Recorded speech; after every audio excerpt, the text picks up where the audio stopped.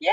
So I'm so excited. Thanks everyone for joining, and thank you to our guest of honor, Theo Hanson, who is one of the world's best cancer coaches of all time.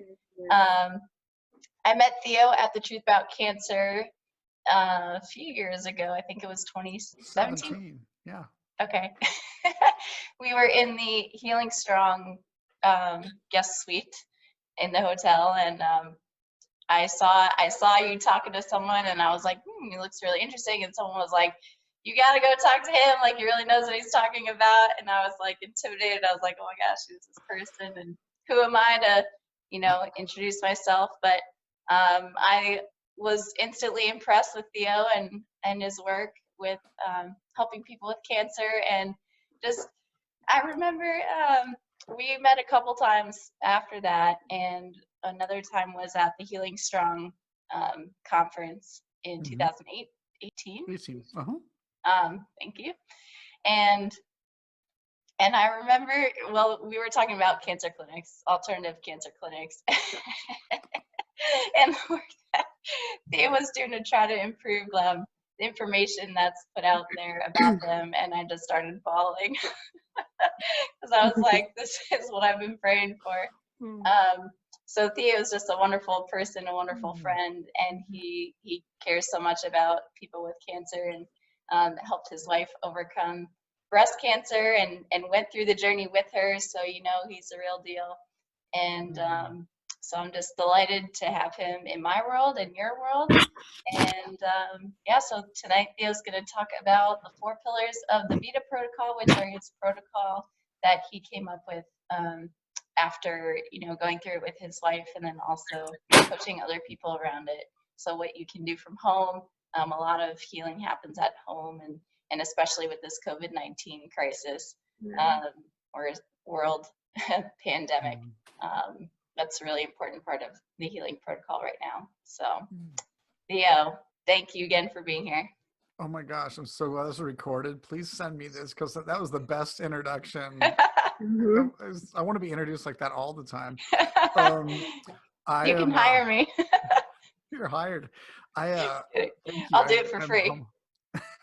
But okay, I feel humbled, because one is, no matter what it is that we commit ourselves to, it is nice when you hear a reflection like that of somebody seeing the good effort that you're making. So thank you, because it does actually feel really good. And surprisingly, cancer has a way of taking a toll on everyone, including practitioners and advocates, as well as the individual who has to face that shadow that feels like the shadow of the valley of death sometimes.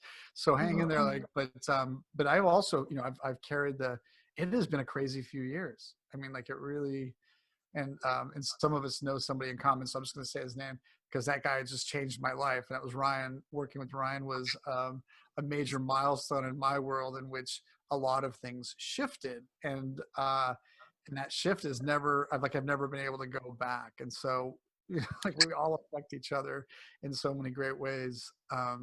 So I feel like I'm honored to be on the call, and whoever hears this, please know that the only reason I do anything that I do is because I genuinely, one, believe. The second one is that I also want to serve. So that's the motivation tonight, is just to help others to feel a sense of being seen, being heard, acknowledging that you're responding to that kind of quiet voice in your mind that says there's got to be something better, and you're brave enough to look at a road less traveled. So I just acknowledge that. And then I really want to be an encourager. I really want to share what we've just seen after 7 months of constructing medical studies, and share some of the surprises. You think you know something, and then you get a little far down the road, you're like, oh man, I hope I can go back and erase old videos where I said something, because I don't think it's true.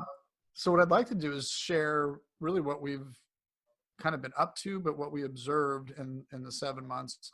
And obviously we're in a pause because the country of Costa Rica thought it was a good idea to close way ahead of anybody, which meant that no one could come see us. And then eventually you couldn't leave. So we were like, well, we should probably wrap this up for a little while. So I want to share that. And then I want to answer any questions if anybody has them. As you know, I love Q&As. I love like fast fire questions. I don't need preparation. Shoot, I'll tell you what I know, what I don't know, and I'll be honest if I don't know something. And if you knew me 5 years ago, you probably don't know me today because I'm less of an annoying, abbreviated know-it-all, because I thought I knew everything. And at this point, I'm just way more humble about the journey, but still as convicted as ever that the body wants to heal. It's designed to heal. It's been healing. There's just a compromise. Something's happened and it needs to be resolved. And if we can figure it out in time, you can avoid a lot of harsh treatments. And sometimes harsh treatments are exactly what we need to do to buy back time to continue on a journey. But I think that cancer is a teacher if we'll let it. And I know it's hard to accept, but I think cancer can even be a gift. If, I know it doesn't always feel like that when you're overwhelmed. So please don't feel like I'm being flippant. I don't have any really cool books or videos or tapes to sell. So tonight's really just about being together. And I'm glad to do that. Does that seem like a good idea? Sounds perfect, Theo. All right. Thank you so much. Oh, you're welcome. So I wish I created the protocol. A PhD had created it in 2000 for his throat cancer. He had gifted and shared it with us. It's been slightly adjusted since, and then new awarenesses have been brought into the way that we communicate all the elements. There were things that he wasn't aware of, obviously, because how could he be? We're all learning things in real time. But in 2014, 14 years after he had dealt with his own stage 4 esophageal cancer without having any conventional treatment, he passed that along to us and really encouraged us to not go see the oncologist. And I was like, oh, I'm not really sure I can. That's kind of crazy talk. So here we are 6 years later, and I still keep trying to get him to come out into the light and get on camera, and he won't do it. He's just like, you're crazy. The medical mafia is going to get you. I'm like, there's no medical mafia. And if they have my address. It's all over the internet. Nobody's been showing up. So I don't know what's real or not, in that. But we really wanted to up-level all the experiences and create clarity with the different clinics, because they have different strengths and they have different weaknesses. And I felt like there was this beauty of being able to collaborate. Well, it turns out collaboration is a very complicated idea, especially when the stakes are high and very emotional, because you're talking about people's survival, and even one single failure to find the win feels like a total failure across the board. It's easy to be judged. And we're all human. And man, if it's someone we love and they passed away, we're angry. We spend a lot of money and it didn't yield. We're angry. So it's hard to create a very academic learning environment. And I really wanted one. I really needed one. I was like, I really want more facts, less feelings, and yeah. So I'm so thankful for Chris Wark doing his level best at all times to always, grow and meet the opportunity to try to be as evidence-based as to whatever that means at the time, and you keep going. But he also helped us to sort of create more platform. And so because Chris had reach, by relationship, our reach started to increase. And so then we said, okay, well, there's a big gap. Something's happening around the way the mind works in thrivers versus those who struggle to survive.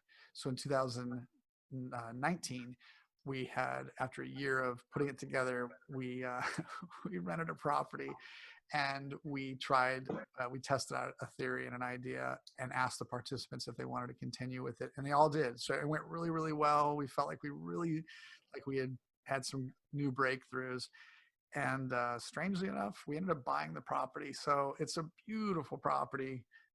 We lost it last month, and then we got it back last week. So yay! Everything works out like it's supposed to. So good. I'm so glad. So, but we bought the center. We bought it to open it up our own center, not because I wanted to be in the business. I really don't. It's a terrible business. My model's way worse. I mean, and you always said you're like the world's smallest clinic span. And then you're like, and I opened one myself. Yeah. I opened a super small clinic that can hold 5 people. Oh, and by the way, it's a luxury property. So what could possibly go wrong with this business model? But it's where my heart was. My heart was that I felt that there's more learning in smaller groups. We can derive more information from it. But also what we were doing was I had collaborated with a double PhD in some psychology sciences, a master's, another PhD or an MD PhD, and then a couple MDs looking at like where is the big gaps that we could close that would be easy? What's the low hanging fruit where we could go prove that there's a value of what we're doing? So oddly enough, I had talked to Dr. Jonathan Stegall. I don't know if you've ever talked to Jonathan, but when I met him a couple of years ago in a live meeting, I was wearing flip-flops because that's kind of all I wear. And he had said, he said right off the get-go, he just announced that he doesn't believe that anyone's ever reversed cancer using just the adjunct therapies. There has to be some kind of cytotoxic, meaning chemotherapy or mistletoe or something has to be involved, surgery or radiation. And everyone just looked at me and I was like, I shrugged. And he's like, what? He's like, you're going to tell me you've got proof? And I'm like, yeah, I got proof. He goes, you show me one case and I'll eat your flip-flop. And I was like, well, I only got 2 flip-flops. I got about 10 cases. What do you want to do? And so fast forward, tomorrow we're doing a podcast together. I'll be on his Oh, that's so cool. Yeah. What a Congratulations. human being. Thanks.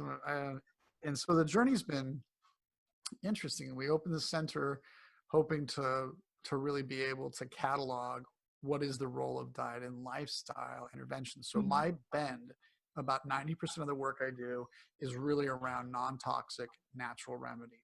I'm not saying that other things do or don't work. I'm just trying to figure that part of the equation out. Can you eat your way out of cancer? Is it real? Things like this, like, can you juice to cure cancer? The real questions we have to get answers to. Yeah.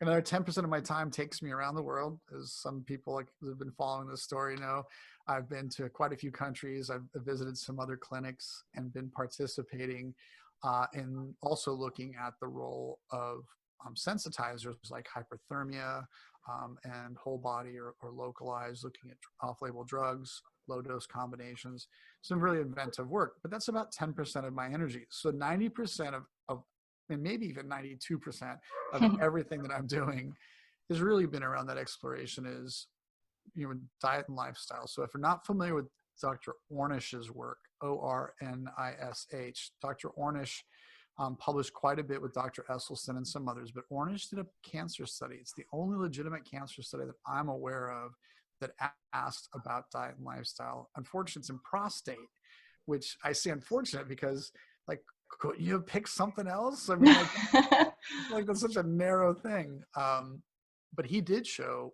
that diet and lifestyle could actually be used to manage early prostate cancer diagnosis. That was a 2005 study. He updated in 2012, 2015.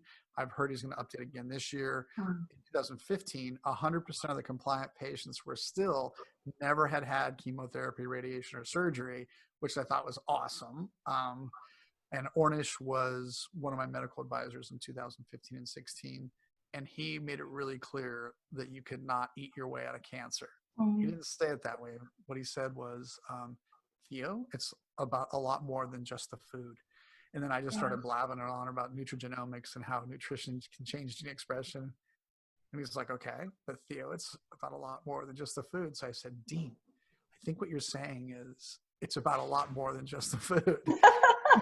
So, in his approach, he uses sort of 5 points, but I'll use 4 points today because I think that between his work and the other work, I didn't really create anything. I've just been blessed to be in the research and application of it. And so these are observations, these are organized methods. And then we do have 3 medical studies underway. What I can tell you about medical studies is they are the most atrocious things to ever be involved in. We're going to end up, and they called it, I got to tell you, there's a doctor at University of Texas at Austin who said, oh yeah, you should just scrap everything in the first effort. It's just going to go in the trash can. Oh, You yeah. can do it again. And I was like, no, That's not true. Yeah, it's way true, because there's so many confounding factors and so many things you have to watch out for. But what we came to ask the question about in the studies was, what is the role of changing your diet and adopting some serious lifestyle changes? And so those changes, can be summed up in some categories. But tonight, I just want to share with you the importance of 4 systems working with each other, that if you leave one out, I have yet to meet anyone who had a radical or spontaneous remission or massive healing. But every book, every person you'll ever speak to, they'll say it differently, but it's similar. Once all 4 come together at the same time for a period of time, your body can begin to radically change and heal. So I know that that's robust. And if somebody else is pursuing like a toxic approach, you're really looking at an aggressive immunotherapy, or you're looking at low dose chemo, I'm still your fan. Like I love you, and I believe in your intuition, and I'm not talking you out of anything. I'm just sharing with you a part of something that we know a lot about today. We knew a lot going in. We know a lot more after 7 months, especially because the way we ran the center was you came on the 1st, you left on the 21st. So 5 strangers living together with Kim and Theo at the beach. What could possibly go wrong? It's like the only common denominator was cancer. So you learn a lot in that really intimate environment. And then you're trying to not apply new learnings. You're really trying to just do the same thing over and over. Right. But I like the way you said it in the announcement. Nurture, breathe, love and support, and belief. These are the 4 corners that make up the anatomy of a healing body. A body that can overcome heart disease, diabetes, and cancers, and other things, lupus, SLE, other things like that. And if somebody's doing all of them and not getting a result, please don't feel like I'm in any way saying that you're doing it wrong or that there's any kind of challenge. You've got the whole goal is for you to survive and then thrive. That's it. That's the whole, it's not a complicated 2-part piece. So what I'm sharing is maybe how to better define what doing everything right is on the natural, non-toxic side. That's all. So if it's not your thing, please don't feel like there's any part of me that's judgy or critical. No, I'm not anti anything. I left that. That was the only time. You're pro outcome. That's it. I'm only pro patient outcome. That's it. Yeah. And I hate using the patient word because everyone's a human being. They're not a patient. Yeah. But when you're doing studies, you have to refer to them. You could say participants, but at some point we're stuck with the word patient because there's a medical element to the insanity of it. But diet nurturing the body is so important. But becoming militant about it feels counterproductive if it creates a lot of stress. Kim and I never questioned anything, to be honest. We didn't even think the darn protocol was a way to heal cancer. We left and like all my pre-med just started kicking in, and I was like, oh yeah, you know what? Wait a minute. That's going to boost immune function. That's going to bring down inflammation. Oh my gosh. I remember there was something about people who take chemotherapy do better on a plant-based or this or that. So the next day we started it, and I did it with her. And like, we never thought that I could call up the guy who gave it to us and be like, are you sure I got to put in garlic? Do I really have to have rainbow chard in there? Like, we just didn't think that it would, like, we didn't feel like it was a flexible program. It was like, do this. Right. And so we said, well, give it a couple weeks, and a couple weeks later, we're like, wow, we're feeling amazing. Just feeling genuinely the most energetic. I was 267 pounds. I was still the same height.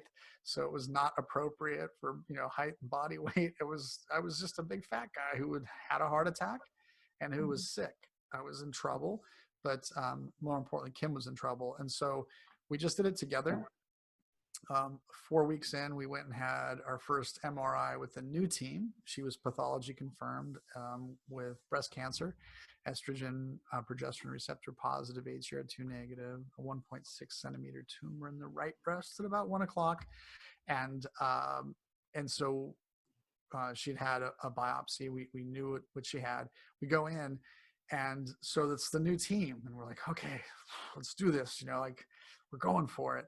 And we're feeling great. I wanted to talk to the oncologist to let her know, hey, we're feeling really good. We're doing a juicing protocol. And she just like raised an eyebrow and she was like, we're not talking about that. Let's get this MRI going. So we get in for the MRI and the results come back and it's 50% smaller. We're like, this is amazing. Can't wait to Wow. talk to the oncologist. And so we get in the meeting and she's like, all right, well, we've got some bad news. And I was like, oh, it's 50% smaller. And she's like, no, you have signs of metastatic breast cancer in the lower quadrant of the same breast and the axillary and the corresponding armpit. And we were like, wait a minute. So even that night, in all honesty, there was a lot of tears in the Hanson household. We thought we had somehow created metastatic cancer through a juicing protocol. Because you don't know. It's 2014.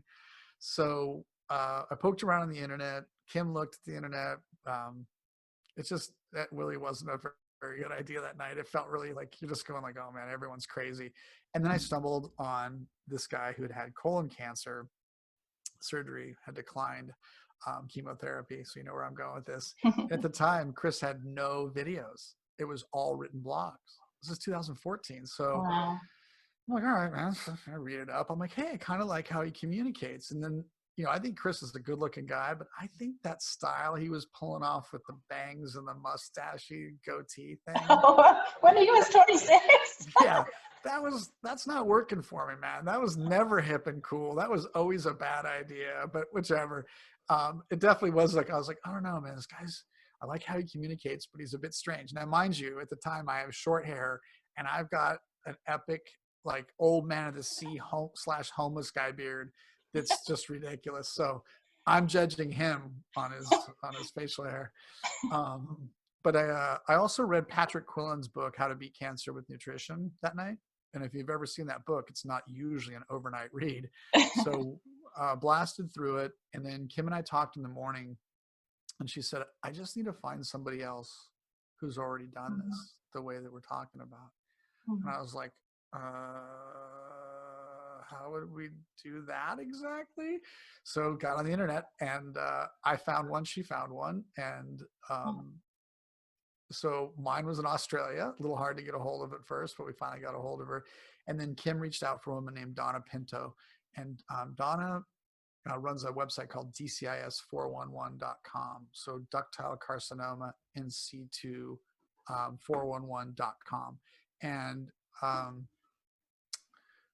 so Kim asked if we could fly out and see her. Like, hey, we'll come see you wherever you're at in the world. She goes, well, I live in the United States. And I'm like, okay. She goes, I've never really had someone come to my house. So I'm a little uncomfortable. And Kim's like, okay, well, she goes, but I will. But so Kim's like, well, where do you live, if you don't mind me asking? And she's like, well, I live in San Diego, California.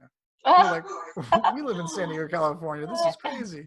So she's about 22 minutes away. We saw her the next day, and it was a perfect fit because Kim could really resonate with Donna's story, and Donna was about 5 years ahead of us. And so it's fun. Donna and Kim and I are still great friends today. I'm so thankful for the opportunity. It feels, magnificent. But when it comes to nurturing the body with diet, we can pretend like there's a lot of conflicting perspectives, but those conflicting perspectives are typically at a high level coming from health luminaries and people who have a lot of stuff to sell, or are very opinionated. But when we actually ask people to be scientific, like show me some kind of communication that shows that this is it, I think we can narrow it down. I'm always open for more, but I think at the end of the day, we can agree that the body has to have nutrition. If it doesn't have enough nutrients, calories, the right kinds of calories, then we don't function well. So to have a diet, to go on a grapefruit, a grape juice diet, right? It's like, well, how in the world? That's just BS. Well, if you're eating standard American diet, you switch to grape juice, that's better than what you were doing. And it's kind of a fast. So you might get a little bit of a benefit. You might get a lot of benefit in the short term, but nobody lives on grapes. You can't live on grapes. There's no society that lives on grapes. There's no anybody anywhere who's like, I'm a grapetarian. I only eat grapes or whatever. So, we have to look at what does nutrition look like. And I really feel like Esselstyn, McLublick, Furman, Ornish, um, Dr. Hansdale, they've established it relatively well. Is if you want to reverse disease quickly in a population, these are diets that work, or ways of eating that work for every blood type. They work for every ethnicity. They work for every age. They work for male or female. They work for big people, little people, tall, short. And, the fast answer to that is it's a nutrient dense, nutrient diverse approach. It's unfortunately for people who don't want to hear it, it's plant-based because there's no anti-cancer compound in an egg. There's no anti-cancer compound in a delicious ribeye, right? And I can't say, I can't believe I just said delicious because it's been 6 years since I've eaten any kind of animal product. But that's not what drives me. I might have a vegan position in life, but the science has to define what we suggest for somebody. Do I want to demonize eggs or the occasional thing? No, of course I don't want. That's stupid. But the people who moved from struggling to survive to thriving all have common denominators on diet, right? It doesn't matter if it's Gerson. It doesn't matter if it's a Gerson modified. It doesn't matter if it's a juicing protocol or if it's an all plant-based mega salad, if it's a hallelujah diet. It's always the same ingredients that we keep talking about over and over. And I know that that sometimes isn't what we want to hear because we really take a lot of joy sometimes from eating. I got to be 267 pounds because I got more joy out of eating than out of doing anything else. So as a food addict, like I wasn't excited about like a salad in a blender or a juice. That doesn't sound so awesome. But as health rebounded, our friends began to say things like, did you guys like figure out the Benjamin Button story or something? So nurture the body with, you have to eat foods that downregulate diseases in the body, that downregulate gene expressions that are unfavorable. It's, of all the things we could talk about, I think it's the most over talked about. If you're resistant to it, I totally understand. The fastest healers, the people that heal the fastest that we've experienced are people who just went all in. They just said, I get it. I'm not excited about it. I'm just going to do it. Right. So they went and did it. The next one is breathe, which is really about stress reduction. And I think that you guys had a chance to do some mindful meditations and some walkthroughs and stuff with some people over the last couple of days. I would like to describe it like this. When you sit down and try to close your eyes and be quiet and just breathe, if you can't do that for 5 minutes, you got problems, right? Because we're highly conditioned.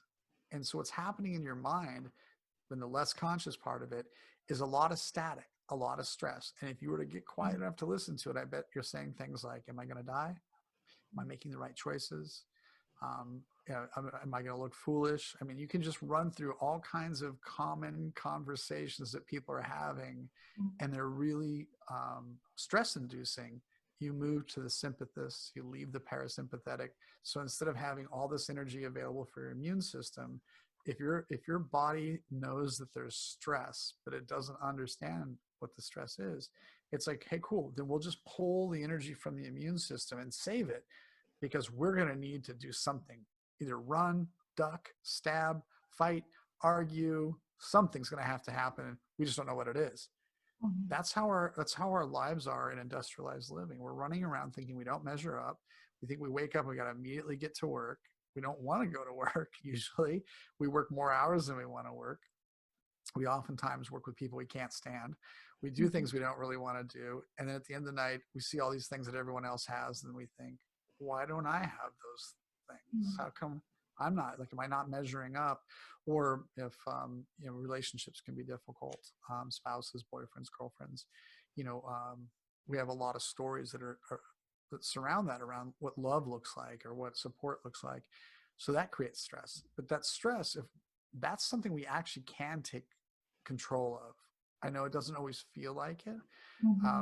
More and more studies keep coming out. It takes practice. We have to sit down and do it. I love it when people say, oh, I meditate all the time. I pray. That's my meditation. I'm like, well, that's actually prayer. And that's awesome. Prayer is prayer. Reading the Bible is reading the Bible. Going for a walk is going for a walk. But meditation actually comes in a variety of forms. I was resistive because I came from a Christian construct that made me immediately think that that was somehow a religion.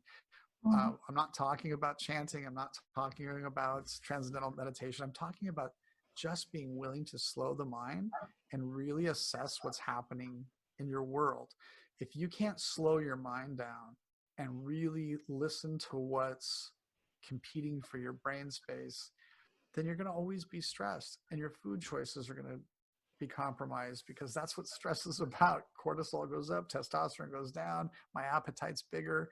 Oh, I'm happy while I'm eating. I should do this more often. I don't really like that healthy food. I like more of the crunchy cooked stuff. I'm going to eat more of that. Oh, I probably deserve to eat a burrito today, or Kentucky Fried Chicken, or whatever it is. That's your semi-vice. You're like, I work really hard. I deserve an ice cream. I don't even what? like I deserve a margarita. Listen, man, I love margaritas, but I don't think any of us deserve alcohol. Yeah, that's like the opposite of what our bodies deserve. Yeah, we're not confused that that's not a health promoting food, right? Right. Yeah. So learning to bring the mind still, but also learning to just be willing to ask, like, what story am I telling myself, right? This is where, if you've watched the journey of Ryan was really interesting, because he was not asking the question of what story am I telling myself. He was just on the throttle all the time. And I remember when he had this really interesting shift, and I'll share that shift and in the next in 2 categories from now. But the next one is love and support. So I really want to encourage people to ask themselves, what does love mean? Like, what's the definition of love exactly? It's the hardest word to define in the English language. You'll get a lot of interesting answers. I had a few. I had an MD PhD. He's a oncologist with a psychologist degree. Had a really cool answer for it. I was like, yeah, I like that. And I borrowed it for about 2 years.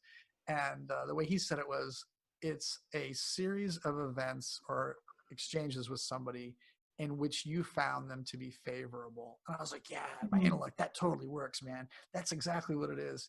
And then I met a gentleman with a master's, a Buddhist, and I said that to him, and he was like, and the guy's, I've known him for a while, nicest, calmest guy in the world. He was like, no, he was just super upset. I was like, so much for Buddhism. And he said, no, he said, love is acceptance. And I was like, I don't know, man, I'm not really getting that. He's like, if you love yourself, what does that mean? And I was done. I was like, oh, wait a minute. If I love myself, it means I accept myself. Because I can't, if I don't accept me, if I'm having issues, I have shame, I have guilt, I have anger, whatever it is, I'm not accepting me.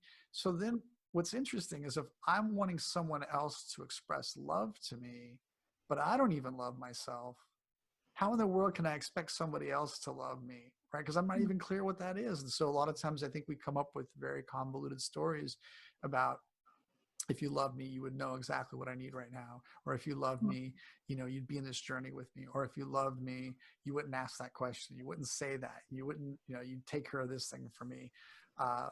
Or even for our friends, if you love me, you'd be here right now for me. And those are stories, because they're complicated. But if you slowed it up for a second, looked at it and said, first of all, am I accepting of myself? Because if I can't accept me, how can I expect someone else to accept me? And then if I only love somebody or accept them on conditions, you have to be this way, you have to be that way, you have to say this, you have to do that. Well, you're applying an awful lot of conditions on somebody else, but you don't want them to apply those same rigid but different structures on you. So all the people that moved from struggling to survive to thriving captured a new sense of independence, about I'm making decisions that aren't always popular, but I want to live. And they oftentimes were immediately thinking about thriving, not just surviving. Saying something like, hey, I'm a mom of 5 kids, 10 kids, 2 kids. I've got to live for my kids. That's an interesting conversation. And yes, it's a truth, but it's not a healing. It doesn't make the body go, oh yeah, we got to do this. It makes the body go, light me on fire. Something's really wrong. We've got to the weight's on, instead of like being able to sort of hit that reset button and slow it down. So breathe. So it was nurture, breathe, love, and support. So in love, what we learned and what we've been applying is to actually be willing to sit with yourself, especially if you're feeling emotionally charged. I'm upset. I don't like what Kim did something. Like, wait a minute, what's that about? Kind of get away from it. Like, what story am I telling myself right now? Well, Kim doesn't understand how hard I work. Okay. Why doesn't Kim understand how hard I work? You know, it's like, well, I don't know. Like, you start sitting with it, pretty soon you realize it's because I'm working hard and I'm not feeling very fruitful. And I feel like she's not understanding how I'm struggling, right? There's a kind of an example of sitting and examining, you know, Kim being mad at me one day early in the journey because she said, I feel like you've checked out. I feel like you're not with me. I don't really get it. And I was like, did what every grown man does. I pouted. I just was like, fine. And I went and did all the research on her cancer. I came back super intellectual by morning. I didn't go to sleep that night. I was my goodness. look how much I know. And you know, the real story behind it was she was trying to verbalize that she was scared and that she could feel my absence. And in truth, the absence was because I felt powerless. But if we don't look at that, then we can't make any changes with it. All we end up with is just static. And that static isn't health promoting, especially when you already have issues. And this may be a discussion around the P53 gene and then the scaffolding that happens after that. So in gene expression, lots of things happen when one thing happens, right? The body is not a direct line anywhere. One thing drops, a bunch of things change. And so when we're feeling isolated, unloved, unlovable, abandoned, our gene expression is one way. We feel loved, supported, respected, heard, like we're feeling like, okay, great. I feel like people understand what I'm going through. Then our genes change and our macrophage and NK cell production comes up, inflammation goes down, and we start actually having the ability to deal with cancer. Put that stress back on. P53's primary purpose in life, well, it does many things. It's your primary oncogene. It's what makes tumors suppress. It's what suppress tumors. It's what the body uses to stop a tumor from growing. So if we're not eating well, we're not sleeping well, we feel a little bit unloved, unsupported, we're stressed, we're like I said, not sleeping well, we're exposed to environmental toxins, we're eating crap, you know, we're not using a detox method and things like that. The P53 mutates, and the way it mutates is it pushes this little protein out that it's supposed to, but it doesn't have enough magnetism. So a wrong protein sticks to it, it floats away, and as it gets out there, it cloaks over the tumor, like a Nagelese or another one of those cloaking types of proteins.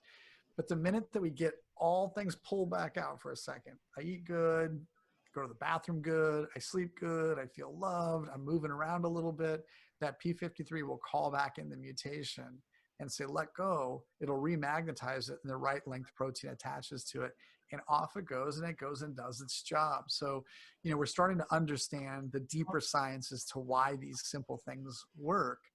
But support is not love. Support is mechanism. It's mechanical. Somebody can support you whether or not they accept you, like you, love you, have affection for you, romance, it's irrelevant. I mean, getting a ride to a meeting is a ride to a meeting, like, you know, to a doctor's appointment. Getting someone to bring you food. There are people who have a strong desire to help others that has nothing to do with the recipient. It has to do with them. They like to give. They like to clean. They like to prepare a meal. They like to pray for you. They like to encourage, like to write you love notes, like, you know, like encouragement notes. That's a function. I think there's a chat that says, Megan, can you see me? Yeah, I think we don't see I don't see you, Megan, but I see that you're on, but I don't get to see your camera. But anyways, so back to support. Support's a mechanism. It's mechanical. So if someone doesn't give you support, it doesn't mean they don't love you. It just really may mean that they have their own challenges that you might not yet understand. And so if instead you could learn to be comfortable with having to receive unsolicited help and then also soliciting help. Two things that no cancer patient ever wants to do when I meet them. Nobody wants to ask for help and nobody wants to receive help, but they need a ton of help. So, uncoupling those. The fourth element is belief. And so we're just about wrapping on describing the four corners so that I can stop talking and answer questions. But the fourth corner being belief is belief in 5 aspects. Believe in yourself. Believe that you're worthy, right? Believe that you deserve, because many people in a cancer diagnosis don't believe that they're worthy of the attention. Maybe they're carrying regret or resentment or shame from family history, a marriage, whatever else it is. It's all kinds of stuff. I grew up in a really, really physically abusive household as a child, so I carried a lot of shame. For example, Kim carried a shame from being a teenage mom, not once but twice, right? Like double down. If you're going to do it good. Have 2 of them, and then marry the wannabe rock star. So that's shame, right? So you have to let that go. The second one is you have to believe in your team. So don't have people on your team who are saying things to you like, I'm scared you're making bad decisions. That's not a team member. That's somebody around you. Move them off the team or ask them if they would like to be on the team, because team members don't say stuff like that, right? So you can say to them, I need you to be aware. Then believe in your medicine. So don't do medicine you don't believe in. If you haven't seen the studies, then I'll just give you 2 words. They're super worth looking at: placebo and nocebo. So people who are not getting medicine but think they're getting medicine in clinical trials get a portion of them, get as much benefit out of as the people taking the actual drug, and they're just taking cornstarch or a sugar pill. That's placebo. Nocebo is you can do a clinical trial. You can say like, hey guys, we have this really super powerful drug. It's amazing. Some of you are going to be randomly assigned to a placebo and some of you are going to get the real drug. So then you turn around and you give the drug to people, but you tell them, you indicate they're in the placebo. You put it in a package. It has a little code, says placebo on the side, and they think they're in the placebo group. I'm in the placebo group. I'm not going to get any benefit from the placebo. They were on the medicine and they got no benefit, right? So placebo, nocebo, super important that you only do medicine you believe in. And it's okay if you believed on Monday in one thing and by Friday you believe in something different. You don't owe anybody like consistency to an idea for the rest of forever. Like I remember when Ryan said that he'd come to a point where he wanted to try something that was important to him. And he was like, I know you're going to be disappointed. And I was like, why would I be disappointed? I'm just here to get you across the finish line. And he said, well, I don't know how I'm going to tell everybody. I'm like, tell everybody what?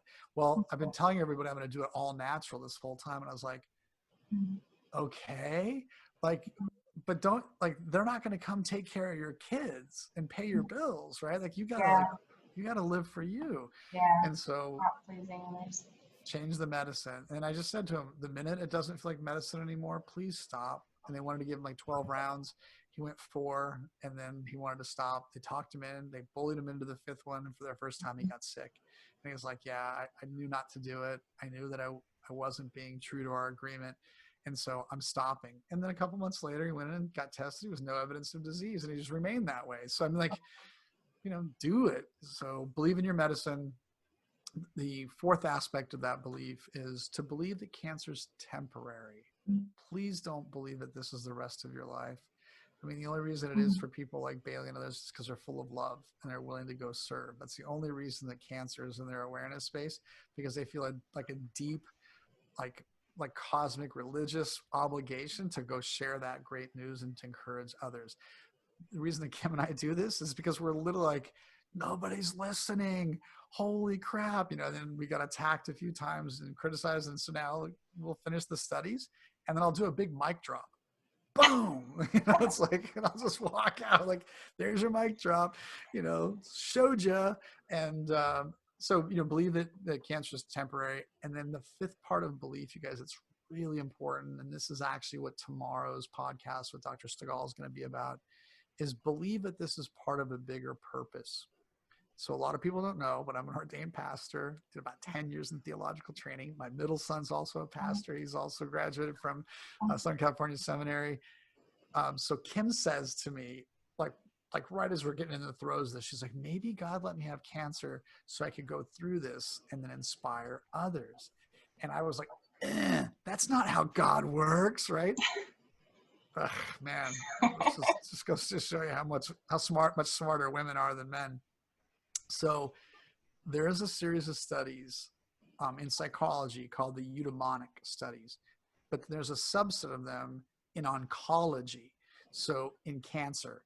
So these psychologists started pursuing this idea of like, some people just have a really positive attitude, but eudaimonia or eudaimonics is a Stoic Greek term that they assigned, and it means flourisher. A hedonic or hedonistic person is self-preserving, right? So they went in to see how much longer does a fighter who's going to beat cancer, how much longer do they live than somebody who doesn't have that strength of resolve and seemingly emotional resilience. So they had to stop the study. They had to start all over again because they realized it's not two groups. These dang eudaimonics, man, these people. And they said weird things like, maybe God let me have cancer so I could go through this and inspire others. I'm like, man, how did that happen that my wife did that? Or they said things like this was a massive wake-up call. I know that I'm not living the life that I've wanted to live. I know that I'm putting up with some stuff I shouldn't be putting up with.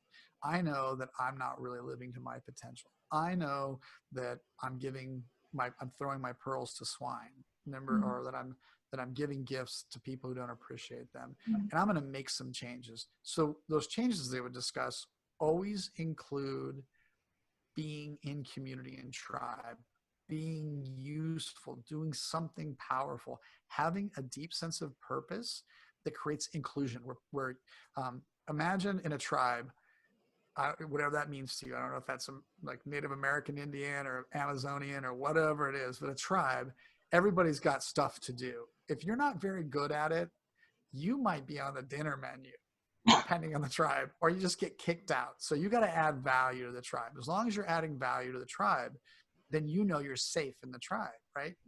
Any roaming band of groups of people, if you added value, you've always got a seat at the table. But it's like that in our lives. If we have gifts that we give and nobody appreciates them, then we feel unappreciated.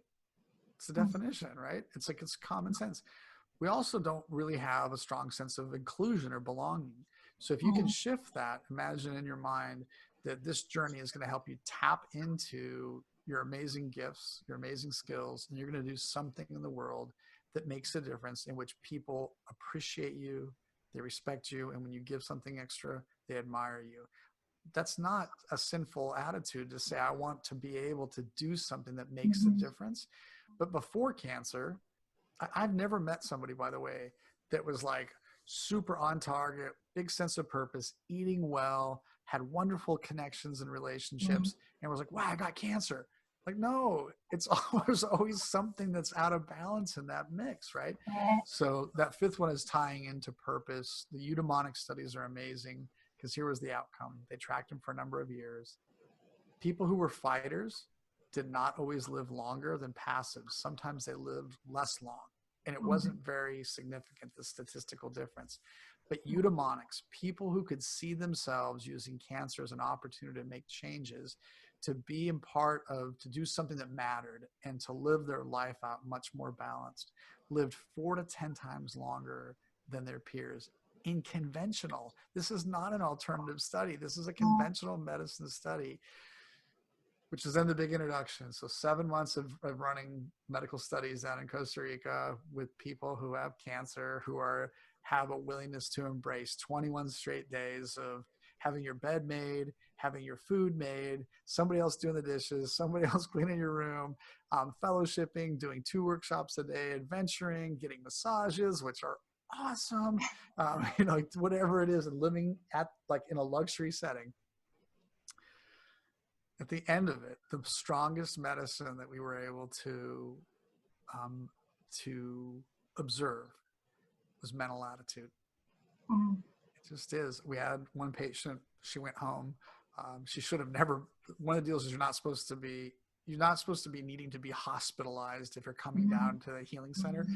because we're not doing like miraculous hands-on growing legs. I don't have that ability. Like God didn't give me the ability to grow a leg. So like, don't come down here. If you're like, you need to be in a hospital, you should be in a hospital. So you're supposed to be medically stable. And we had a few that snuck in, and this one gal did. I like her a lot. And she'd already had conventional.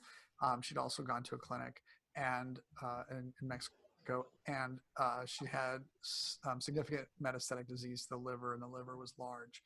So, and she lost a lot of body weight, a lot. She was highly cachexic. So 21 days later, she leaves. She's 3 pounds heavier. Thank goodness. Liver functions radically improved, and she gets a scan, 42% reduction in burden. But now the environment's changed. So now she's like, oh, wait a minute. I'm going to grab the whole family and kids. We're coming back to Costa Rica. We're going to rent a place just down the street from here. We won't bug you, but I want to be able to call you. All right, whatever you want to do. But she started falling back into those old patterns, even though she'd been equipped, even though she'd had the opportunity, observation, even though she'd seen the benefit, the patterns, she could feel the pull. She was like, I'm feeling like I'm starting to be out of sorts again. I'm falling into old patterns and behaviors. So that's a decision, and you have to do something with it, because it wasn't about geography. It wasn't about Kim and I.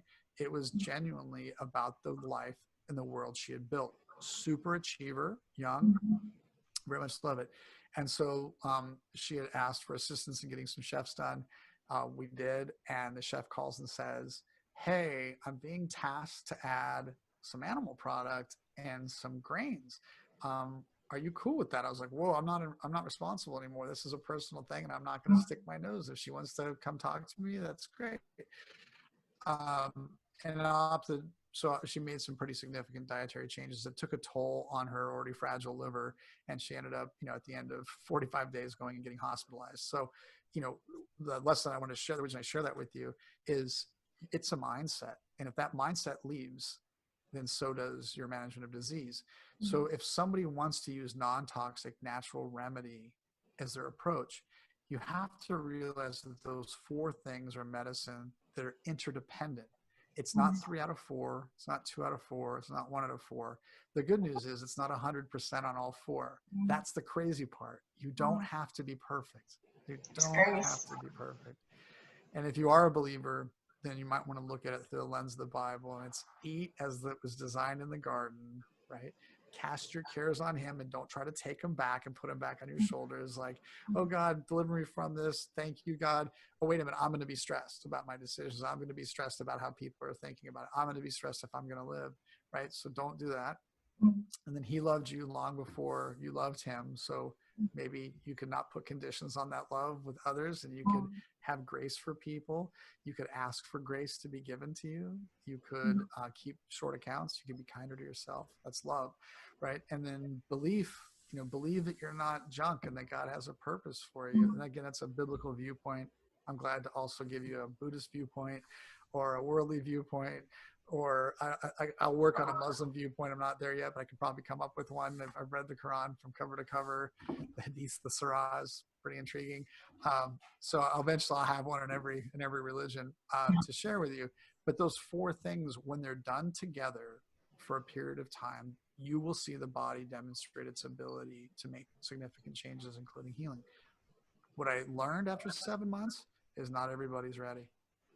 Man, it is tough. Trauma, bitterness, Chris bangs on that one. Forgive people because you're just poisoning yourself and not them, right? And I remember when you first said it, I was like, not my thing, right? So I was like, oh, it is my thing. Oh, he's right.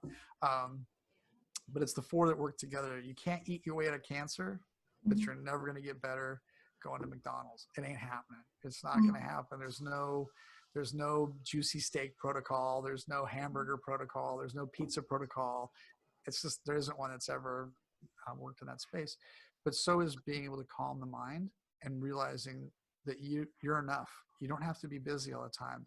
What you need to be is efficient, effective. You need to be happy. You deserve that. So calm down and then get connected. People with cancer diagnoses withdraw from people. I'm shocked at how far they're willing to pull away. Oh, I don't want to be a burden on anybody. Be a burden. Your life's hanging in the balance. You deserve to be a burden. And most people with cancer diagnosis are incredible givers. They have been wonderful givers most of their life, if not all of it, and they're not willing to receive. So I would call you out and say that that's a self-esteem issue. You already have so much good karma banked up. Why in the world would you not accept some, like whatever that is, to come back to you? And then really look at where's your confidence? Because I have had people tell me, oh, I believe, I believe. And then I'll say, great, paint me a picture. 2 years from now, you're cancer free. Where do you live? Who do you hang out with? Where do you vacation? And they struggle. They can't come back with that homework assignment and do anything because they're living, their truth is that they're living 30 or 60 or 90 days out from now. And that's as far as they can believe. And if that's your world, then that's the world that your body will deliver to you. But if your body's clear that you're moving towards something that you're excited and happy with, then your chemistry changes and it matches. So those are the 4 corners that make up the anatomy of a healing body. We've been able to evidence it now in clinical, it's called a cross-sectional practice-based observational study. We'll continue to do this. We'll probably end up having to do more than 100 people. We're nowhere near that number right now. It's a mixed bag of nuts because there's a lot of stuff that goes on. I'm also looking at viral, bacterial, and fungal infections as co-infections and contributive. But after 21 days, when we run blood, urine, and stool, what we see is significant improvements in the digestive and the ability to biosynthesize. We see all the markers coming up. We see inflammation going down. And most importantly, is we see tumors reducing in size, or we see in blood-based or bone-based, we'll see regressions that are important. Multiple myeloma patients, stage 4, 3rd time in her lifetime, in her late 60s, ready to die. She's a tiny lady, and her legs were this big around, oozing. Her calves just oozing lymph. She couldn't even walk. She was blistered from head to toe.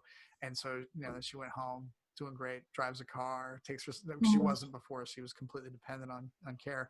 Now she's independent, but I have to keep arguing with her about being overly independent. I'm like, you're interdependent. We talked about that. You're not independent or dependent. You're interdependent. And she's like, I know, but I just don't like people. I'm like, hence your problem. That's gonna be a little bit of a problem. Yeah. But I also, just so you guys know too, I'm also a fan of, of understanding ways to debulk. We did have somebody that we felt it was a good fit for them to go to immunity therapy center, for her to take a low dose chemo in a combination with some IV therapy, 2 rounds, big improvements, still there. She's doing really well.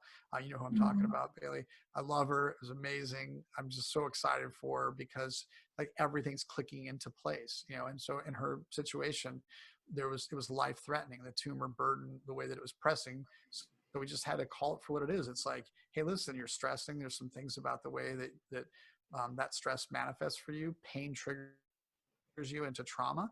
And if we can't overcome that, we're not going to be able to keep you in a parasympathetic state. She owned it. We made decisions. It's going really good. Like I just talked to her a couple of days ago. I was like, yay. So, I'm open to all things. So having that long riff there, I'd love to just open it up to any questions that anybody has for clarification, or even if it's just a hard question about a particular cancer or something. Bailey, that I love those. Yes. Okay. So if you guys have a question, you can unmute yourself and turn on your video if you would like to. And I have a question. All right. I don't know how to turn my video on, but you have my face. My name is Amy. Perfect, Amy. Thanks for being here, I Amy. see your picture. Yes. Hi. I actually have metastatic breast cancer, and I'm currently on a estrogen blocker called Vaslodex. And I was just wondering, did your wife do any kind of, because I'm the same as actually Kim. I'm ER positive and PR positive and HER2 negative. Right. I was just wondering if she did any endocrine therapy. No, we looked at it, we made some decisions. So at the time, tamoxifen was, in 2014, was the primary idea. So when you're talking about estrogen blockers or managing estrogen receptor, excess estrogen receptor positivity on the tumor, you can go for ERM, SCRM, you can look at aromatase inhibitors. There's a couple of different drugs around that space. We opted in ours to explore the use of a strong phytoestrogenic diet. So we looked at staying high in the consumption of flax and others, because there's some evidence that the phytoestrogens don't stimulate when they get into the receptor. They'll get in the receptor, and now here comes estrogen in the form of E1, E2, or E3, and it can't get in the receptor, so it can't excite any remaining cancer cells. So that's one part of the discussion. The other part is really balancing the body. So anytime that we try to use a drug to inhibit, suppress, or promote something in the body will not accept it forever. It'll accept it for a period of time. Sometimes that period of time is 90 days, sometimes as much as 6 months, and sometimes it's a few years, depending on the drug and the classification. So the other side of that is, how are you getting rid of estrogen? How are you getting rid of, what's your hormone production like? Are you even estrogen dominant? Are you overproducing estrogens? If you aren't, then if you were to suppress it, you'll stop feeling like a woman really, really fast. So instead, well, let's look at how you get rid of excess estrogen. 2 bowel movements a day move out your transformed estrogen. If you don't have a bowel movement, the intestines will then reabsorb that and bring it back into play again. So now you'll have excess estrogen presented. So E1, E2, E3, and then how those convert is unique depending on who you are as a person and some other parameters. So the best things when it comes to, if you're trying to look at the role, and it's a personal decision you have to make, because I will say this, if you find it's difficult, you struggle to manage emotional well-being and confidence in your ability, that you find it's difficult, that you're feeling emotionally distraught, you're feeling fatigued, you're feeling hopeless, you're feeling isolated, then we do need to do drugs, because those drugs they're the other option. And I'm not judging anybody on that. I'm just calling out something for what it is. I don't think anybody should play around with natural healing if they're not really able to embrace all of those corners. And it's no criticism of where you're at. Life is complicated. I hinted that I grew up in a very violent home. I was blessed 2 months ago. My stepbrother, who I have not seen since 1986, reached out for me, and I am so glad that he has found a way through that same violence. That violence was physical, it was verbal, it was emotional, lots of bones broken, lots of death threats, and lots of hurt in our lives. He went through heroin and through methamphetamines in his journey, but now he's clean and clear. And it was so beautiful to see how he got to where I got. But there's been parts of both of our lives where it would have been very difficult for us to do something at a particular time. And so for me, I'm really very much compassionate and empathetic that we can only do what we can only do. But I promise you, I am not comfortable telling anybody that you can do 3 out of 4 things well and rely on that as your primary treatment modality. I just don't believe that that's true. I really believe that the evidence that I keep observing, and believe me, I don't want it to be that way. I want it to be as easy as humanly possible. So if you are able to take a much more holistic approach, you could look at things like white button mushrooms, and you need to cook them because mushrooms should be cooked because of an aflatoxin. White button mushrooms are as strong as an aromatase inhibitor in your blood levels. Your blood serum levels, if you eat a reasonable amount of white button mushrooms a couple times a day, you'll see that your aromatase inhibition is identical or even possibly better than a typical dose of an aromatase inhibitor. So it just depends on which one you're being led to believe is right for you. Every drug has a side effect. I'm not trying to demonize them. They just do. Some of them are more serious than others. A lot of these, if you suppress a woman's estrogen, you're going to develop hyperosteoporosis relatively quick, because the body uses vitamin D, estrogen, manganese, magnesium, and calcium to build bone. If you suppress the estrogen production, if we start interfering with that, we're not going to build bone. So they'll put you on Boniva or some other Faslodex or something. They'll put you on a drug to stop it. But all that's stopping is osteoclasts. And osteoclasts are a part of our beautiful system that eats up debris on our bones and transports it away. So we get rid of it through the kidneys. It moves it out. Away we go. It stops the osteoclast. So then they're saying, oh, look, we stopped your bone deterioration. But you didn't stop bone deterioration. You're counting that the debris that gets pulled off isn't getting pulled off. You're counting that as bone. So you don't really want to stop osteoclasts. We want to produce bones, and bones are best produced in minor fractures through movement. The more that we exercise, the more bone we build. But the lower our estrogen, the less interested we are. When I was initially diagnosed, I did not do the tamoxifen. I did not do the chemotherapy. And then 2.5 years later, I metastasized. Gotcha. So yeah. Are you under the impression that nobody metastasizes on those drugs? No, not at all. Right. Because I have women, I belong to a group called Men of Vivor, and two of my friends, they did everything under the sun, everything that they told them to do, and they both metastasized. So no, not at all. Perfect. I just, I was on a clean diet, but I wasn't on a plant-based diet at that time. Of course, shoulda, coulda, woulda, looking back, I just, everything in divine time, So now I'm taking Vasodex for 2.5 years, and I don't want to take it anymore. I want off of it. I just, the side effects are horrible. Right breast or left breast? Right. So I don't know if you're familiar, I'm not always the biggest fan of all things that somebody comes up with, but Gerd Hamer had come up with an early map of experiences and emotional trauma and how it manifests in the body. I don't know that his whole map is working for me yet, but right breast is like him.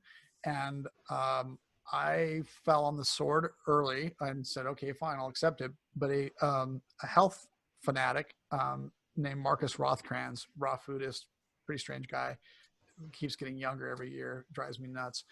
He's like 57 years old, and I swear he looks better than me. I'm like, oh, I want to, okay, fine. He said, hey, hey, bro, that's right breast, that's you. And I was like, come again. So what he was trying to communicate was on the right tends to be like paternal elements, on the left is maternal. So on paternal, or on the masculine side, are things like how you feel, whether you feel vulnerable. Do you feel, and again, you don't have to answer, I'm just going to share some stuff with you, but feel free to I'm willing to go as far as you're comfortable going in a small group like this being recorded. In truth, Kim did not feel safe as a person. She wanted security. She had an unmet need that went from childhood around her own parents and family that left her really loving security, like really having a high value for security. And then she marries, effectively a gypsy, a guy who doesn't need security, who doesn't believe security exists. Then the only thing that I believe exists is what we can go out and do, because that's where I came from, is there is no such thing as security. I didn't want, nobody can make me feel secure because of the immense amount of insecurity that gets created in a household like that.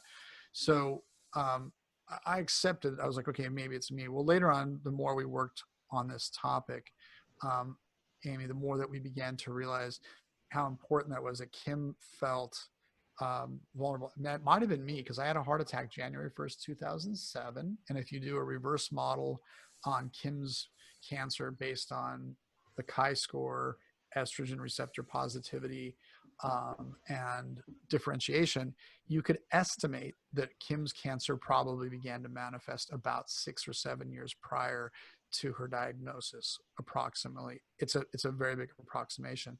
But that's also when I had a heart attack and lost a fortune for the second time. 2 times in our lives, we were just a few, either like months or a year short of being able to go to early retirement. I had done really, really well, but I had done equally as bad.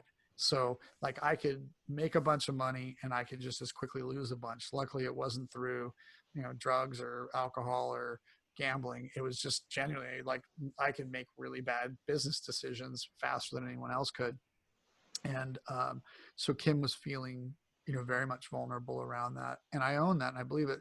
The reason I bring it up is when we've done a lot of work, especially at the clinic and others, we're seeing that is something that, especially in metastatic environments, needs to be addressed, or if there's a recurrence. I really want to encourage you to be comfortable, no judgment. This isn't about truth or reality. It's about your perception, how you're perceiving. If you can't find it in your current relationship or trauma or interpretation through there, then start looking between like ages of 8 and 14 and look at kind of like how you were perceiving dad or a fatherly type, a figure in Yeah, your life. no, you totally make sense. Actually, I always thought breast cancer was over mothering, but I guess that's the left breast, and the left breast is more common in women than the right. But you brought up something that just really hit it on the head. Yeah, Yeah. something that I definitely need to address. Yeah, go with it. I mean, I honor it. I'll be honest. Kim and I keep really short accounts now. I really want to know how she's managing our differences, because the answer isn't that we have to change. The answer, like, I don't have to become something different. She doesn't have to become something different. She doesn't have to swallow her feelings or her wants or her desires. We just have to find the intersection where they're both comfortable to both of us. Again, something this kid, I'm 50, almost 51. I was not equipped for that conversation coming out of the childhood I came out of. But it's a blessing today to be able to be in that space. That's why we feel like cancer was the best thing that could have ever happened to us. We've been in a radical love affair for 27 years, but even the best love affairs have periods of time that can test them and can be challenging. So cancer gave us the ability to reboot and to really look at where that friendship is, and then also acceptance and then expectations. So there's hope everywhere, but understanding how you feel about them.